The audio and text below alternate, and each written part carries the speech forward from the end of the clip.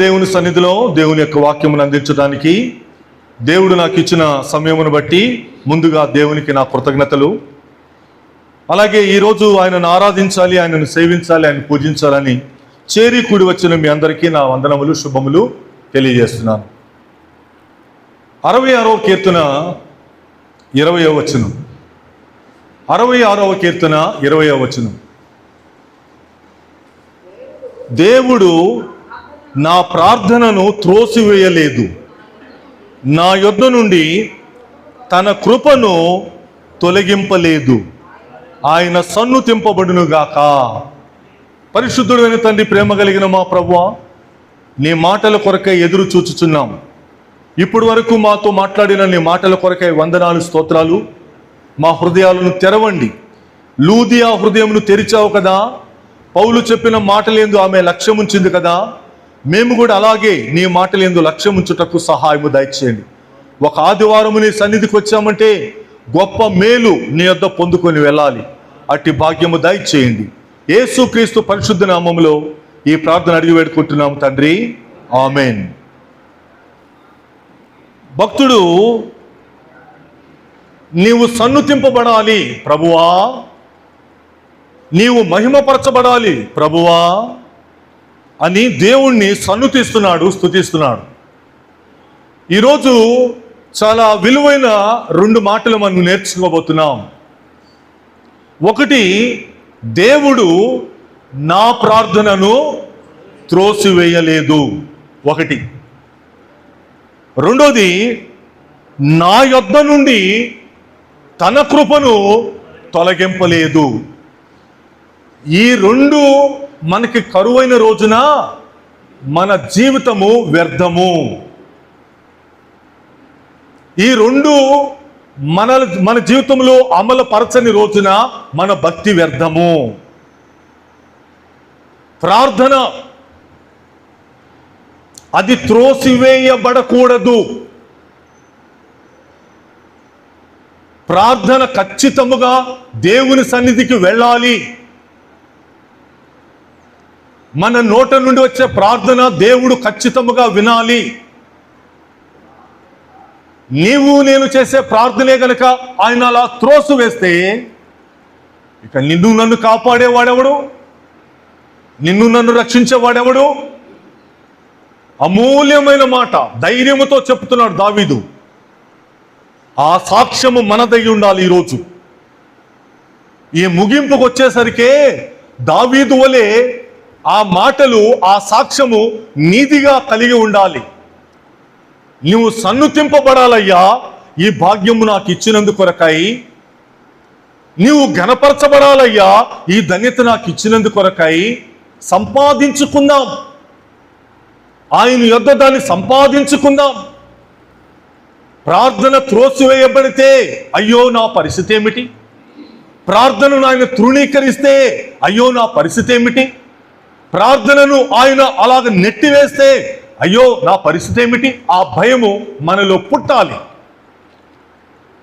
ఈ లోకంలో ఎన్నో విషయాల కోసం మనము అప్లికేషన్ పెడతాం. ఉద్యోగం కోసం పెడతాం,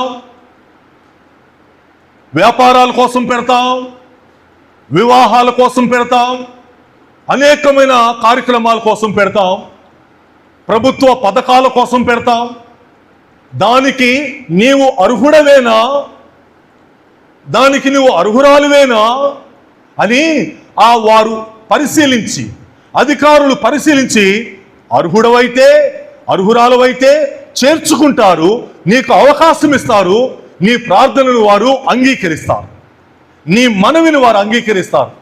లేదండి, నీవు ఈ విషయంలో అర్హుడవు కాదు, నీకు ఈ విషయంలో అర్హత లేదు, నీకు తగిన యోగ్యత లేదు, తగిన చదువు లేదు, తగిన జ్ఞానము లేదు, తగిన స్థితి లేదు నీకు అని అంటే ఏమిటి ఆ రోజు మన పరిస్థితి? బాధపడతాం. అప్లికేషన్ పెట్టిన వారు అది ఎప్పుడు కూడా సఫలము కావాలి. ఆ చూచేవారు నన్ను యోగ్యురాలు అనుకోవాలి అని చెప్పి మనం ఆశపడతాం. ఎవరు కూడా ఆకతాయిగా పెట్టరు అప్లికేషన్. ఎవరు కూడా ఆకతాయిగా అడగరు, పైవారిని తమాషాగా అడగరు, సరదాగా అడగరు. వారి అవసరము కోసం అడుగుతారు, వారి అవసరము కోసం పెడతారు. అది త్రోసివేయబడకూడదు. త్రోసివేయబడిన రోజున చింత, త్రోసివేయబడిన రోజు ఏడ్పు, త్రోసివేయబడిన రోజు విచారము, దుఃఖమే. ప్రియమైన దేవుని ప్రజలారా, ఇక్కడ అద్భుతమైన సాక్ష్యం ఇస్తున్నాడు. నీవు నేను కూడా చెప్పగలిగి ఉండాలా, ప్రభువా నేను చేసిన ప్రార్థన నువ్వు త్రోసివేయలేదయ్యా. తను చేసిన ప్రార్థనను దేవుడు త్రోసివేయలేదంట.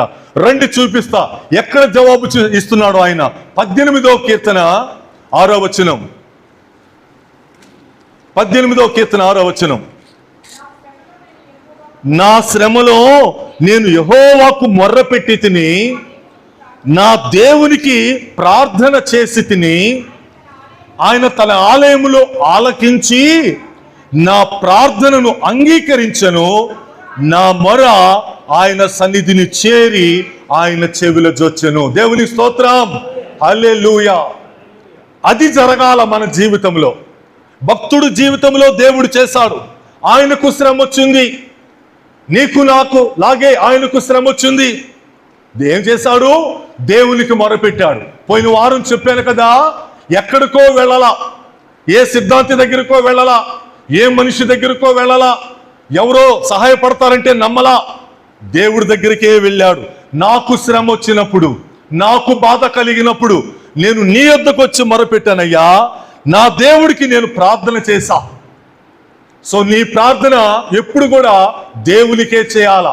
నీ అక్కర ఎప్పుడు కూడా దేవుడికే చెప్పాలా. మనుషులతో చెప్తే దానిని మరికొంత ఎక్కువ చేస్తారు, మనుషులతో చెప్తే దాన్ని మరికొంచెం అవహేళన చేస్తారు, మనుషులతో చెప్తే దాన్ని మరికొంత విస్తరింపజేసి నిన్ను అవమాన పాలు చేస్తారు.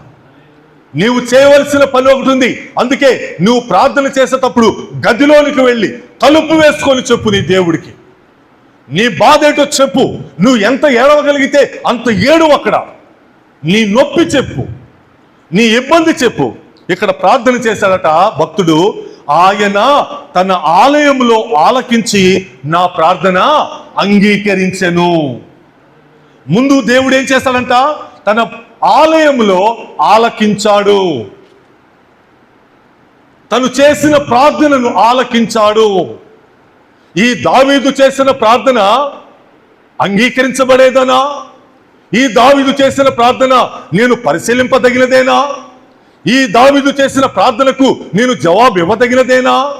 దేవుడంట ప్రార్థన ఆలకించాడట. మన దేవుడు ఎటువంటి వాడని చెప్పుకుంటాం?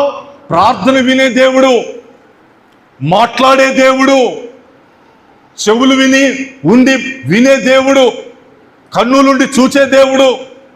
నేను రోజున రాత్రి ప్రార్థన, సాయంత్రం ప్రార్థన, నీవు చూసినందుకు నీకు వందనాలు, నీవు విన్నందుకు నీకు వందనాలు, నీవు నాకు జవాబిచ్చినందుకు కూడా నీకు వందనాలు అని చెప్పి నేను ప్రార్థన ముగిస్తా.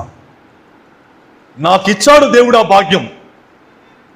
నేను మోకరించడం నువ్వు చూసావు, నేను ఏం అడిగానో నువ్వు విన్నావు, నువ్వు నాకు జవాబు కూడా ఇచ్చావు. చూస్తాడు నువ్వు ఎలా మోకరించావు, చూస్తాడు, వింటాడు నువ్వు ఎలాగ ప్రార్థన చేస్తున్నావో. ఆయన దాన్ని అంగీకరిస్తాడు. తర్వాత ఇప్పుడు భక్తుడిని కూడా అలాగే అంగీకరించాడట. ఇప్పుడు అంటున్నాడు ఇంకా, నా మొర ఆయన సన్నిధిని చేరి ఆయన చెవులు జొచ్చింది, ఆయన సముఖమునకు చేరి ఆయన చెవుల్లోకి చొరబడింది, ఆయన ముందుకు వెళ్ళి ఆయన హృదయంలోనికి వెళ్ళిపోయింది, ఆయన మనస్సులోకి వెళ్ళిపోయింది. ఎలాగైనా ఈయన ప్రార్థన నేను అంగీకరించాల్సింది. చెవులు చొచ్చింది, అక్కడ వచ్చి ఆగిపోలా, ఎక్కడో వచ్చి ఆగిపోలా ప్రార్థన. దేవుని చెవుల వరకు వచ్చింది, ఆయన సన్నిధికి చేరింది, ఆయన చెవులో చొచ్చింది. అది ప్రార్థన అంటే. నువ్వు ప్రార్థన చేస్తే దేవుని సముఖమునకు అలాగా వెళ్ళాలి. నువ్వు దేవునితో మాట్లాడితే నీ యొక్క ప్రార్థన అలాగా దేవుని యొద్దకు వెళ్ళాలి. అందుకే అంటున్నాడు అక్కడ, అయ్యా నీవు నా ప్రార్థనను త్రోసివేయలేదు. దీనిని బట్టి మనకు అర్థమవుతున్న విషయం ఏంటంటే, త్రోసివేసే ప్రార్థనలు కూడా ఉన్నాయి, తృణీకరించే ప్రార్థనలు కూడా ఉంటాయి, తిరస్కరించబడే ప్రార్థనలు కూడా ఉంటాయి.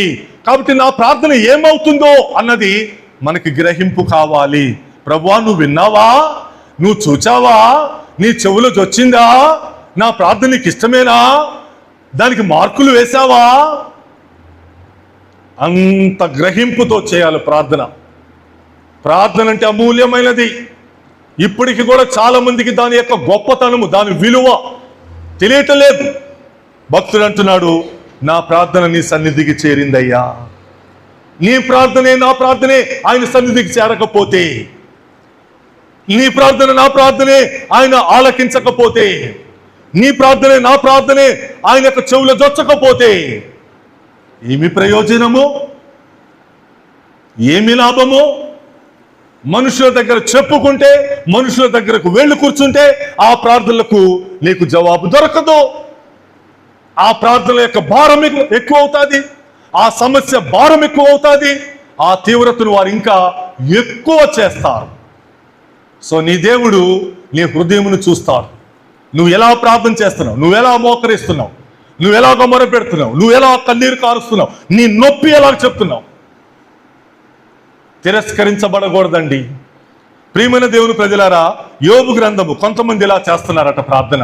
అందుకే వారి ప్రార్థనను దేవుడు అంగీకరించట్లేదు. 35 యోబు గ్రంథం అధ్యాయము 35 అధ్యాయము 12-13 వచనములు. కాగా వారు దుష్టులైన మనుషుల గర్వమును బట్టి మొరపెట్టుదు. ఏంటంటది? చూసారు అక్కడ మాట? వారు ఎలా మొరపెడుతున్నారట? దుష్టులైన మనుషుల గర్వమును బట్టి. అసలే వారు దుష్టులు, వారికి ఇంకా ఏముంది? గర్వం ఉంది. ఇప్పుడు ఏం చేస్తున్నారు? వాళ్ళు మొరపెడుతున్నారు. ఏమన్నా లింక్ ఉందా? ఏమైనా అసలు అనుసంధానం ఉందా? దుష్టులు ఏమండి, వారి యొక్క గర్వము మరి మొర ఎక్కడ పోలిక, ఎక్కడ పొంతన? ఆయన ప్రత్యుత్తరం ఇచ్చుటలేదు. అక్కడ గాని అని ఉంది. ఇప్పుడు మొరపెట్టినప్పుడు నీకు జవాబు రావాలి కదా, మొరపెట్టినప్పుడు ఆయన సన్నిధికి చేరాలి కదా, మొరపెట్టినప్పుడు నీకు జవాబు రావాలి కదా. అక్కడ రాయబడిన మాట మొరపెట్టుదురు గాని అంటే ఇక్కడ ఏమైంది? తారుమారైపోయింది. నీ ప్రార్థన నెగిటివ్ అయిపోయింది, నీ ప్రార్థన తృణీకరించబడిపోయింది. ఆయన ప్రత్యుత్తరం ఇచ్చుటలేదు, ఆయన నీకు జవాబు ఇచ్చుటలేదు, ఆయన దగ్గర నీకు సమాధానము దొరకటలేదు అంటున్నాడు కదా. 13వ వచనం, నిశ్చయముగా దేవుడు నిరర్ధకమైన మాటలు చెవిలి పెట్టడు. నిరర్ధకమైన మాటలు. మన ప్రార్థనలో ఏ మాటలు వస్తున్నాయి? మన ప్రార్థనలో ఏ మనవులు వస్తున్నాయి? మన ప్రార్థనలో తగ్గింపెంత? మన ప్రార్థనలో దీనత్వం ఎంత? మన ప్రార్థనలో విధేయత ఎంత? గర్వముతో చేసేది కాదది, నిరర్ధకమైన మాటలతో చెప్పే ప్రార్థన కాదది. చెవిని పెట్టడు, సర్వశక్తిమంతుడు వాటిని లక్ష్య పెట్టడు. ఒక్క మాటలో చెప్పాడంటే త్రోసివేస్తాడు, వాటిని లక్ష్య పెట్టడు. ఆ ప్రార్థనను ఆయన వినడు. అయ్యో, ఆ ప్రార్థన మనకి వద్దు, అటువంటి ప్రార్థన మనకి దూరం అవునుగాక, ఆయన లక్ష్య పెట్టని ప్రార్థన మనకు దేవుడు నేర్పించకుండా ఉండునుగాక. నీ ప్రార్థన, నా ప్రార్థన లక్ష్య పెట్టాలి. నువ్వు మోకరించగానే ఆయన నిన్ను చూడాలి, నీ కళ్ళంటే నీళ్లు రాగానే ఆయన నిన్ను చూడాలి, నీ బాధ ఆయన చెప్పుకోగానే ఆ బాధ ఏంటో ఆయన నిన్ను చూడాలి. త్రోసివేయుడు దేవుడు. దావీదు చెప్పాడే, ఆయన పక్షపాత. దావీదు ప్రార్థన విని దావీదుకు జవాబిచ్చి దావీదు ప్రార్థన త్రోసివేయనటువంటి వాడు పక్షపాతి కాడే. అలాగే ఎవరైతే ప్రార్థన చేస్తారో, అలాగే ఎవరైతే మొరపెడతారో ఖచ్చితముగా వింటాడు, లక్ష్యము కూడా పెడతాడు. ఆ దేవుడు ఈరోజు మన దేవుడు అండి. ఆ దేవుడిని నేను ఆరాధించడానికి మందిరానికి వెళ్తున్నానండి, ఆ దేవుడికి ప్రార్థన చేయడానికి నేను ఆలయానికి వెళ్తున్నానండి చెప్పే జవాబు ఈరోజు దేవుడు మనకి ఇచ్చాడు. ఆయన రాయి కాదు, ఆయన రప్ప కాదు, ఆయన చెట్టు కాదు, ఆయన పుట్ట కాదు. నీ ప్రార్థన ఆయన సన్నిధికి వెళుతుంది, ఆయన ఆలయంలో నీ ప్రార్థన వింటాడు, నీ ప్రార్థనను ఆయన త్రోసివేయకుండా జవాబిస్తాడు. అట్టి దేవుణ్ణి ఈరోజు మనం ఆరాధన చేస్తున్నాము. కాబట్టి ఒక ప్రార్థన అయితే చేయాలా, ప్రభువా నా ప్రార్థన త్రోసివేయకుండా సహాయం చేయయ్యా, నా ప్రార్థనను లక్ష్య పెట్టకుండా నువ్వు ఉండొద్దయ్యా, లక్ష్య పెట్టయ్యా. నువ్వు చెవులు పెట్టకుండా ఉండొద్దయ్యా, చెవులు పెట్టయ్యా. ఇలా కూడా మనం అడగాలి, విధేయతతో అడగాలి, వినయముతో అడగాలి. ప్రియమైన దేవుని ప్రజలారా, ఇప్పటికీ కూడా ప్రార్థనను నేర్చుకోని వాళ్ళు, తెలుసుకొని వాళ్ళు, చేయని వారు ఇదిగో ఈ 2 వచనాల్లో ఉన్నట్లుగా ఉంటారు. గర్వముతో. ఎందుకు ఇవ్వడు దేవుడు? ఎవరి కోసం ఇవ్వడు దేవుడు? ఎందుకోసం చేయడు దేవుడు? ఈ అహంకారము పనికిరాదు. మనుషుల గర్వమును బట్టి దుష్టులైన వారు మొర్ర పెడుతున్నారంట. అటువంటి మొర్రకు జవాబు ఆయన దగ్గర లేదు. అటువంటి ప్రార్థనకు ఆయన దగ్గర సమాధానం లేదు. ప్రియమైన దేవుని ప్రజలారా, సామెతల గ్రంథం చూపిస్తాను రండి. మరొక మాట 28వ అధ్యాయం. సామెతలు 28వ అధ్యాయం 9వ వచనం. ధర్మశాస్త్రము వినబడకుండా చెవిని తొలగించుకొని వాని ప్రార్థన హేయము. అమ్మో, ప్రార్థన హేయం ఏంటండి? ప్రార్థనే హేయమైతే, ప్రార్థనే ఆయనకి అసహ్యమైతే మన పరిస్థితి ఏంటి? ఇంకా ఇక్కడ అంటున్నాడు, ధర్మశాస్త్రం వినబడకుండా, ధర్మశాస్త్రం ఏమి చెప్తుందో వినకుండా. ఇందాక అన్నాం కదా మనము, తెరవబడిన చెవులు వాళ్ళ చెవులు తెరవబడలేదు. ధర్మశాస్త్రం ఏమి చెప్తుందో వారు వినరు, వినటానికి వారికి ఆ చెవులు లేవు. ఇప్పుడు వీరు ప్రార్థన చేస్తారంట. నువ్వు ఇలా ఉండు అంటుంది ధర్మశాస్త్రం, అలా ఉండరు. నువ్వు ఇలా ఉండొద్దు అంటుంది, అలా ఉండకుండా ఉండరు. వారు మాత్రమో ఏం చేస్తారంట? ప్రార్థన చేస్తారంట. నీవు చెవును తొలగించుకొని ఆయన మాటలు ఏమి చెప్తున్నాడో నువ్వు వినకుండా, ఆయన ఏమి పలుకుతున్నాడో నువ్వు వినకుండా, నీ విషయంలో ఆయన ఎలా ఉండమంటున్నాడో అది నువ్వు వినకుండా నీవు ప్రార్థన చేస్తే ఆ ప్రార్థన ఏమన్నాడండి ఇక్కడ? హేయం. అమ్మో, ఆ మాట చెప్పడానికి నేను భయపడుతున్నా, ఆ మాట పలకటానికి నేను భయపడుతున్నా. ప్రార్థన హేయం ఏంటండి? ప్రార్థన అసహ్యం ఏంటి? ప్రార్థన తృణీకరించబడకూడదు. ముందు దేవుడు ఏం చెప్తున్నాడో విను, దేవుడు ముందు ఏమి మాట్లాడుతున్నాడో విను.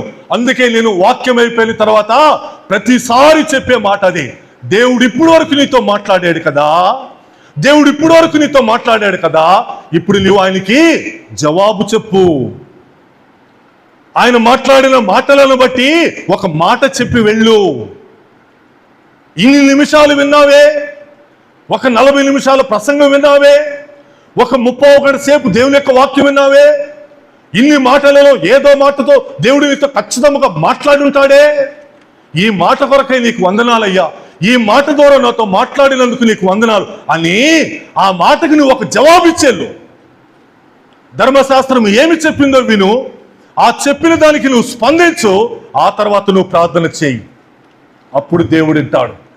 అదేది నేను విననండి, అదేది నాకు చేత కాదండి, అది వినటానికి నాకు మనసు లేదండి, అది వినటానికి నాకు చెవులు లేదంటావా? ప్రార్థన చేయటానికి కూడా నువ్వు అర్హుడు కావు, మొర పెట్టడానికి కూడా నువ్వు అర్హురాలు కాలేవు. భయంకరమైన మాట. చూసారా? ఎప్పటికీ కూడా ఆ పరిస్థితిని మనము తెచ్చుకోనకుండా జాగ్రత్త పడదాం. ధర్మశాస్త్రము వినపడకుండా నా కన్నులు తెరువు ప్రభువా, నా చెవులు తెరువు ప్రభువా, నా హృదయం తెరువు ప్రభువా అని ప్రార్థన చేసుకుని వచ్చేవాళ్ళు ఎంతమంది? నీవు దేవుని మందిరములకు పోయినప్పుడు నీవు జాగ్రత్తగా నీ ప్రవర్తన చూసుకోమంటున్నాడు కదా దేవుడు ప్రసంగిలో. నీ వచ్చి కూర్చునే చోటు ఏది? నీ వచ్చి కూర్చునే గడిపే సమయం ఎక్కడ? ఏ మందిరంలో ఉన్నాం మనం? జీవము గల దేవుని మందిరంలో. ఏమి చేస్తాడు అక్కడ దేవుడు? తన సేవకుడి ద్వారా మాట్లాడతాడు. నా కన్నులు తెరువు, నీ ధర్మశాస్త్రంలో ఆశ్చర్యకరమైన సంగతులు చూచేటట్లు. నా చెవులు తెరువు, నీ సేవకుడు మాట్లాడుతున్నప్పుడు వినగలిగిన చెవులు. నా హృదయము తెరువు, ఆ మాటలను లక్ష్యము చేసేటట్లుగా అని ప్రార్థన చేసి వస్తే దేవుడు ఖచ్చితంగా మాట్లాడతాడు, దేవుడు ఖచ్చితంగా జవాబిస్తాడు. ధర్మశాస్త్రం ఏంటో నీకు వినపడుతుంది, దేవుని వాక్యం ఏంటో నీకు అర్థమవుతుంది, దేవుని యొక్క మాటలు ఏమిటో నీకు అర్థమవుతుంది. ఈరోజు ఏమిటో అలా వచ్చి కూర్చోవటము, అలా లేచి వెళ్ళిపోవటం. ఎన్ని వారాలు వచ్చినా, ఎన్ని నెలలు వచ్చినా, ఎన్ని సంవత్సరాలు వచ్చినా దావీదులాగా చెప్పగలుగుతున్నామా? నా ప్రార్థన త్రోసివేయలేదయ్యా, నిన్ను సన్నుతిస్తున్నా. నా ప్రార్థన జవాబిచ్చావయ్యా, నీకు వందనాలు. ఆ మాట ఈరోజు మనం చెప్పగలగాలి. వాక్యం అయిపోయిన తర్వాత కనీసం ఇప్పుడైనా అడగండి. ఈ మాటలు అయిపోయిన తర్వాత కనీసం ఇప్పుడైనా దేవునికి అలా ప్రార్థన చేయండి. ప్రభువా, నా ప్రార్థన ఎన్నటికీ ఎప్పటికీ త్రోసివేయబడకుండా ప్రభువా. తెలుసు కదా పరిసయ్యుడు, నేను ఆచోరుల వంటి వాడిని కాను, నేను ఈ దొంగ వంటి వాడిని కాను, నేను ఈ పనికి మాలిన వాడి వంటిని కాను. ఆఖరికి ఇదిగో ఈ దుర్మార్గుడు సుంకరున్నాడే, వీడిలాంటోడిని కూడా కాదు.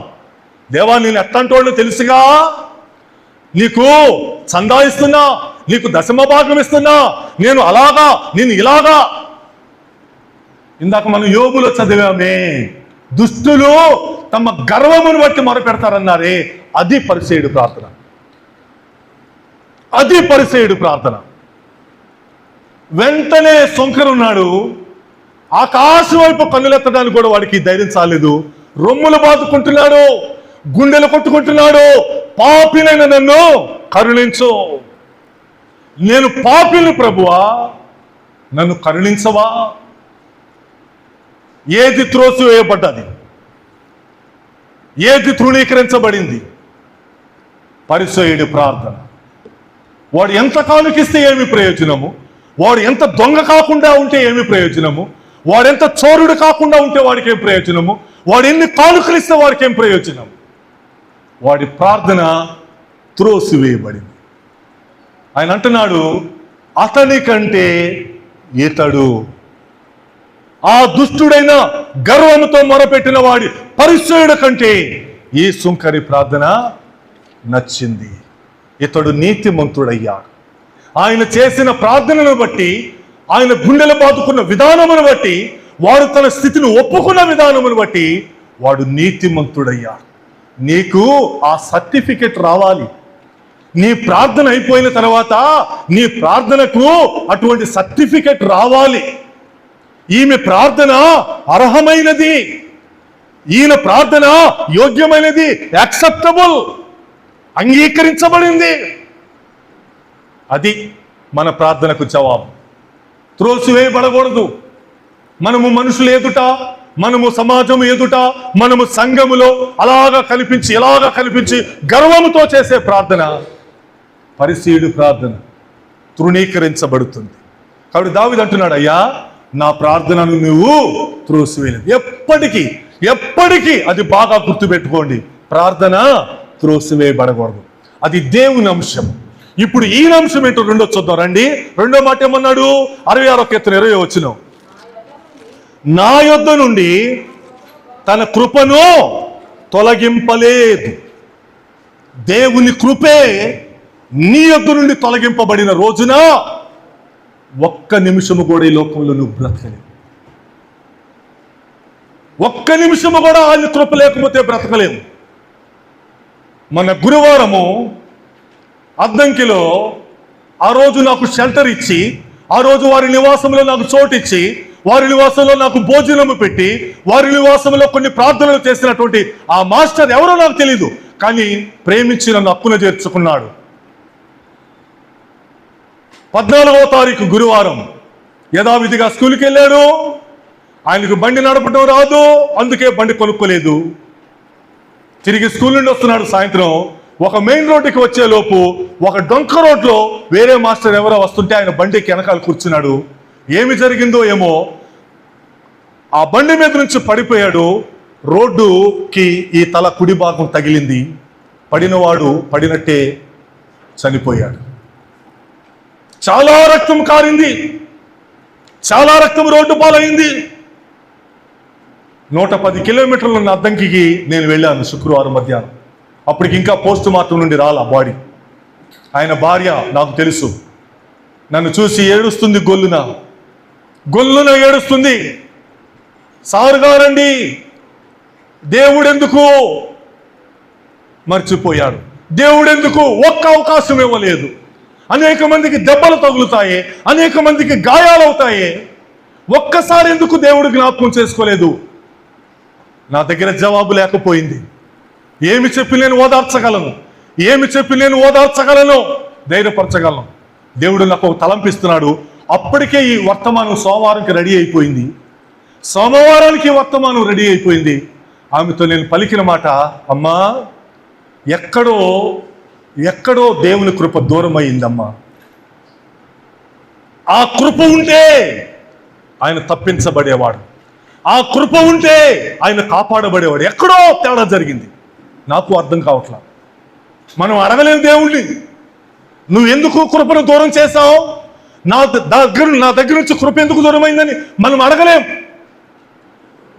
అయినా దేవుడు నిన్నే ఓదారుస్తాడు, దేవుడు నిన్ను బ్రతికిస్తాడమ్మా. ఆయన గాయము చేశాడు, ఆ చేతులు నిన్ను మరలా కట్టేస్తాయి. ధైర్యంగా ఉండు. అంతకంటే నేను చెప్పగలిగిన మాట ఏమి లేకపోయింది. కృప దూరమైతే ఈ లోకంలో మనిషి బ్రతకలేడు, కృప దూరమైతే ఈ లోకంలో మనిషి జీవించలేడు. నీ తోడు లేక, నీ ప్రేమ లేక ఇళ్ళలోన ఏ ప్రాణి కూడా నిలవలేదని మనం పాడుతున్నామే. 49 సంవత్సరాలు ఒక్క కుమారుడు, సేమ్ సాత్విక్ అంతా 9వ తరగతి చదువుతున్నాను. 11 సంవత్సరాల తర్వాత 13వ సంవత్సరంలో నేను ట్రాన్స్ఫర్ అయ్యి వచ్చాను. పాపం ఆ బాబు నన్ను గుర్తుపట్టలేకపోయాడు. ఎవరంకులు మీరు అని అడుగుతున్నాడు. అప్పుడు 4 ఏళ్ళోడు. విషాదకరం. ఏం చెప్పాలి? కృప దూరం అయ్యింది. దాని ముందు రోజే బుధవారం నేను చీరాల్లో ఉన్నాను. మా మేనల్లుడు బండి తీసుకొని మా చెల్లి వాళ్ళ ఇంటికి కుడివైపు టర్న్ అవుతున్నాడు. సిగ్నల్ ఇచ్చాడు. కొంచెం చీకటి వేళ 7 అయింది. ఒక బండి వస్తుంది, నేను చూస్తూనే ఉన్నా.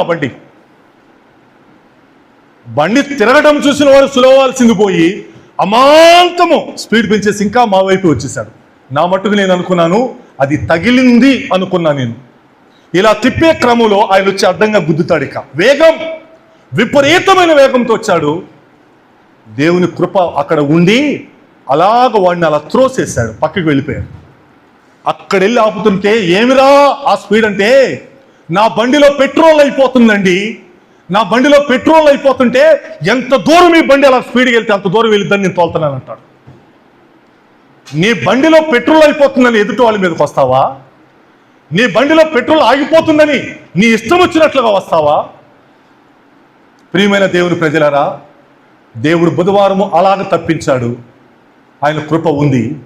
మరి పాపం గురువారము ఆ మాస్టారు చనిపోయాడు. సరే, ఎవరో ఒకరు ఎప్పుడో దేవుడి చేత పిలువబడాల్సిందే.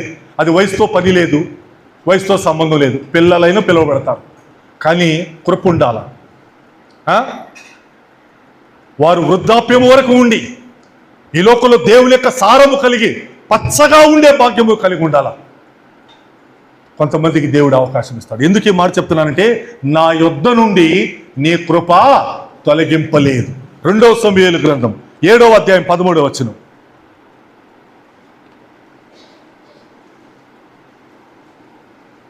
2వ సమూయేలు 7:13. అతడు నా నామ ఘనత కొరకు ఒక మందిరమును కట్టించును, అతడు రాజ్య సింహాసనము నేను నిశ్చయముగా స్థిరపరిచెదను, నేను అతనికి తండ్రినై ఉండును, అతడు నాకు కుమారుడై ఉండును. అతడు పాపము చేసిన ఎడల నరుల దండముతోనూ మనుషులకు తగులు దెబ్బలతోనూ అతను శిక్షింతును గాని, ఇక్కడ చూడండి మాట, నిన్ను స్థాపించుటకై నేను కొట్టివేసిన సౌలునకు నా కృప దూరమైనట్లు అతనికి నా కృప దూరము చేయను. అది మనకు కావాలా? దావీదుతో చెప్తున్నాడు, మందిరమును కట్టాలనుకున్నాడు, నిర్మాణము చేపట్టాలనుకున్నాడు. అయ్యా దావీదా, ఆగు, నువ్వు రక్తము ఒలికించిన వాడివి, నీ రక్తము చేతులతో నిండిపోయినాయి, నువ్వు ఆగు. నీ కడుపులో నుంచే వచ్చేవాడు ఈ మందిరంలో కట్టబోతున్నాడు. వాళ్ళకి నేను అవకాశం ఇవ్వబోతున్నా. ఇప్పుడు వాళ్ళ పరిస్థితి ఎలాగుంటుందో తెలుసా? ఏ సౌలైతే నా చేత ఇశ్రాయేలు ప్రజలకు రాజుగా నియమించబడ్డాడో, మొట్టమొదటిగా ఆయనకి ఏమైందంట? నా కృప దూరం అయిపోయింది. సౌలు అనుకున్నాడు రాజుగా, తన ప్రజలకు రాజుగా సౌలు అనుకున్నాడు దేవుడు. ఇప్పుడు దేవుడు ఏం చేశాడంట? తన కృపను సౌలుకి దూరము చేసేసాడు. దూరము చేసి ఏం చేశాడంట? అతనికి నా కృప నేను నీ కడుపున పుట్టబోయే వాడికి దూరము చేయను. ఆ కృప సౌలుకి లేదు, నీకు ఉంది. ఆ కృప సౌలుతో ఉండలేదు, నీ పుట్టబోయే కుమారుడికి ఉంది. కృప కృప. ఈరోజు నీవు నేను ఎలా ఉన్నామంటే ఆయన కృప. అది దూరము కాకూడదు.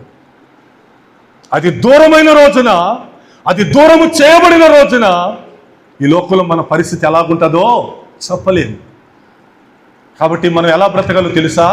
అయ్యా, ప్రతిరోజు, ప్రతి వారము, ప్రతి నెల, ప్రతి సంవత్సరము నీ కృప నాతో ఉంచు, నీ కృప నాతోనే ఉంచు.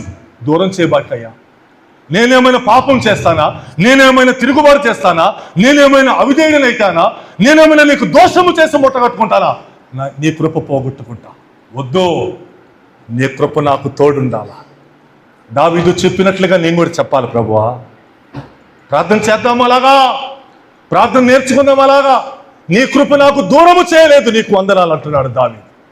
ఏమి వాగ్దానం చేస్తున్నాడు దేవుడు? 89వ కీర్తనలో అదే చెప్పాడు కదా. మనం ఎన్నో సందర్భాల్లో చదివాం. 89వ కీర్తన 24వ వచనం.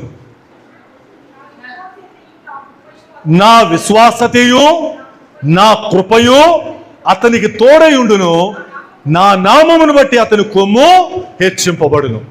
నా విశ్వాసము తోడుంటుంది, నా కృప కూడా అతనికి తోడై ఉంటుంది. ఎంతకాలము? ఇంకా వివరణిస్తున్నాడు. కిందకి రండి, 28వ వచనం. అది నా కృప నిత్యము అతనికి తోడుగా ఉండజేసెదను. అది ముందేమన్నాడు? 24వ వచనంలో నా కృప తోడై ఉంటుంది, నా కృప తోడై ఉంటుంది, నా విశ్వాస తోడై ఉంటుంది అన్నాడు. అది ఎంతవరకు?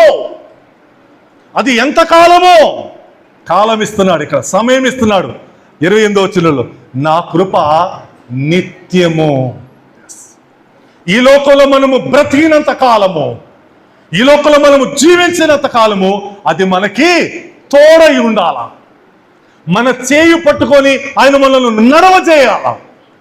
నువ్వు ఎక్కడ ప్రయాణం చేయి, నువ్వు ఎక్కడ సంచరించు, నువ్వు ఎక్కడ నడువు, ఆయన నీకు తోడై ఉండాల. ఆ కృప నీకు నిత్యం నిత్యం. అది దావీదుకు దూరం చేయలేదట. ప్రార్థన అంశమేమో దేవుని దగ్గరకు వెళ్ళేది, అది అక్కడిది. కృపేమో తన దగ్గర ఉండేది, ఇది దూరం చేయబాకంటున్నాడు. అదేమో త్రోసివేయలేదన్నాడు, ఇదేమో దూరం చేయలేదన్నాడు. ఈ రెండు మనకి కావాలండి. ఈ లోకంలో ఈ రెండు మనము కలిగి, నిత్యము కలిగి దేవునికి ఇష్టమైన బిడ్డలుగా బ్రతుకుదాం. అద్భుతమైన సాక్ష్యం ఇచ్చాడు. నువ్వెందుకు చెప్పకూడదన్నమాట? నేనెందుకు చెప్పకూడదన్నమాట? మన నోటి నుంచి ఎందుకు రాకూడదన్నమాట? మరొక చోట కూడా వాక్యం చెప్పి నేను ముగిస్తాను. అపోస్తుల కార్యములు 13వ అధ్యాయము. అపోస్తుల కార్యములు 13వ అధ్యాయము 21, 22 వచనాలు. ఆ తరువాత వారు రాజు కావాలని కోరగా దేవుడు బెన్యామీను గోత్రీయుడవును కీషు కుమారుడనైన సౌలును వారికి 40 ఏండ్ల వరకు దయచేశాడు. ఇక్కడ పౌలు గారు సాక్ష్యం ఇస్తున్నాడు. చరిత్ర, ఇశ్రాయేలు చరిత్ర గురించి మాట్లాడుతూ ఇక్కడ సౌలు దగ్గరకు వచ్చేసరికి ఈ సంగతులు చెప్పాడు. 40 ఏండ్ల వరకు బెన్యామీను గోత్రీకుడు, కీషు కుమారుడు సౌలును వారికి రాజుగా ఇచ్చాడు. మంచిది. ఇప్పుడు ఏం జరిగింది? తర్వాత అతనిని తొలగించి దావీదును వారికి రాజుగా ఏర్పరచను. తొలగించాడండి, కృప తొలగించాడండి. సౌలుని రాజుగా తొలగించాడండి. సింహాసనం మీద నుంచి నెట్టివేశాడండి. ఒరే సౌలా, ఈ సింహాసనం వరకు నువ్వు అర్హుడు అనుకుంటే నువ్వు అర్హుడు కాలేకపోయావు అని ఆ సింహాసనం మీద నుంచి ఏం చేశాడంట? తొలగించాడు.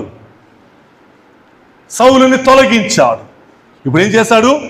దావీదును ఆ సింహాసనంకు వారసుడిగా చేశాడు. దావీదును దేవుడు వారికి రాజుగా ఏర్పరిచాడు. ఒకడు పోగొట్టుకున్నాడు, ఒకడు సంపాదించుకున్నాడు. ప్రభువా, నా జీవితంలో నేను బ్రతికినంత కాలము నీ కృప నాకు తోడుగా ఉంచయ్యా. ప్రార్థన చేద్దాం. దావీదులాగా ప్రార్థన చేద్దాం. నా ప్రార్థన కూడా ఎప్పుడు కూడా, ఏ రోజు కూడా పొరపాటును కూడా నీ చేత త్రోసివేయకుండా చెయ్యయ్యా. ఈ రెండే అద్వితీయమైన మాటలు. అది దేవుడికి సంబంధించినది, ఇది మనతో సంబంధించినది. ప్రార్థన ఆయన దగ్గర తొలగిపోకూడదు, ప్రార్థన ఆయన దగ్గర నిరర్ధకము కాకూడదు. ఇక్కడ ఆయన కృప మనకి తోడై ఉండాలి. సో దేవుడే దావీదుకి ఇచ్చిన భాగ్యమును, దేవుడే దావీదుకి ఇచ్చిన ధన్యతను మీకు నాకు అనుగ్రహించును గాక. ఆమేన్. తలలు వంచండి, కళ్ళు మూసుకోనండి.